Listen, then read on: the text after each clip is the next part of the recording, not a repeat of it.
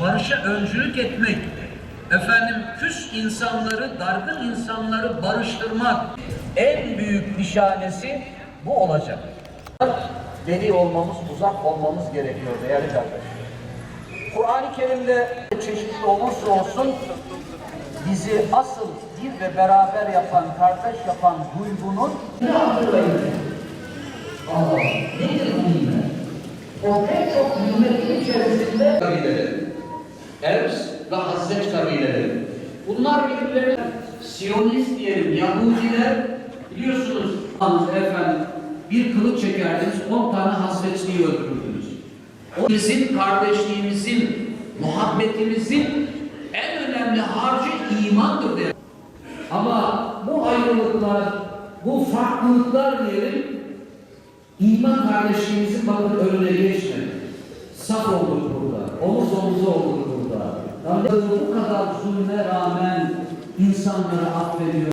Birinci rekatta tekbir, başlama tekbirinden sonra Fatiha'dan önce 3 tekbir getiriyoruz.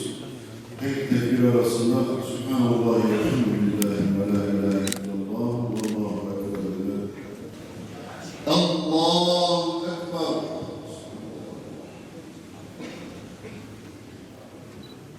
Allahu ekber. Allahu ekber. Semi'a Allahu limen hamida.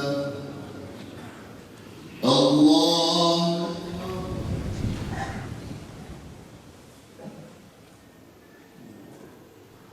Allahu ekber. Allahu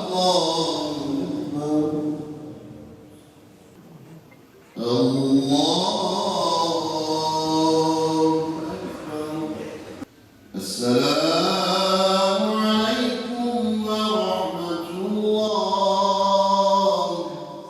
Esselamu aleyküm ve rahmetullah.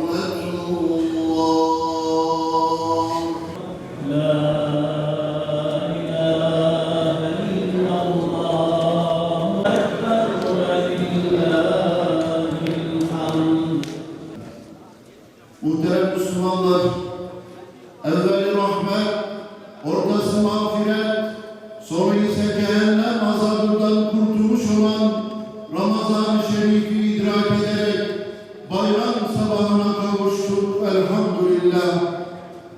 Bizleri Ramazan bayramına ulaştıran Yüce Rabbimize sonsuz şükürler olsun.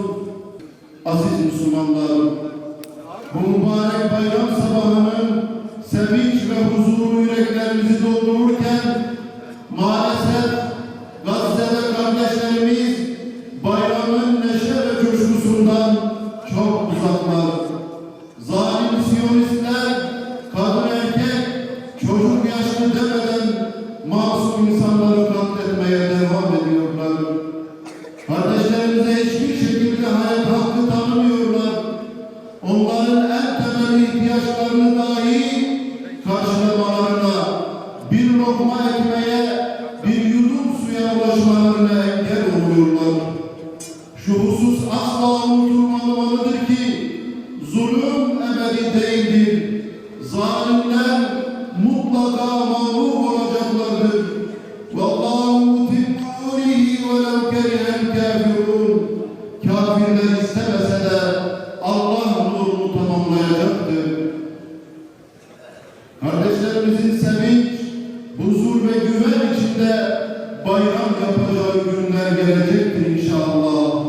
Bize düşen kardeşlerimize verdiğimiz maddi ve manevi her türlü desteğimizi devam ettirmektir. Yüreğimiz yanıyor ve gönül dilimiz şöyle feryat ediyor. Ey Müslümanlar! Gazze'de bir toplum yok ediliyor. Güçlerimizi birleştirip zalimlerin zulmüne son vermek için daha ne kadar bekleyeceğiz? Ey insanlar! Gazze'de insanlık ölüyor. İnsanlığımızı kurtarmak için daha ne kadar çocuğun, kadının, masumun katledilmesi gerekiyor. Bu bayram sabahında gönülden yapacağımız dualarımızın ve dilimizden dökülen aminlerimizin, ümmet bilincimizin ve din kardeşliğimizin güçlenmesine, Gazze'de akan kanın ve gözyaşının dinmesine vesile olmasını Yüce Rabbimden niyaz ediyorum. Başta aziz milletimiz olmak üzere bütün İslam alemini Ramazan bayramını tebrik ediyorum. واغفر من قتل المسلمين والأمة والعالمين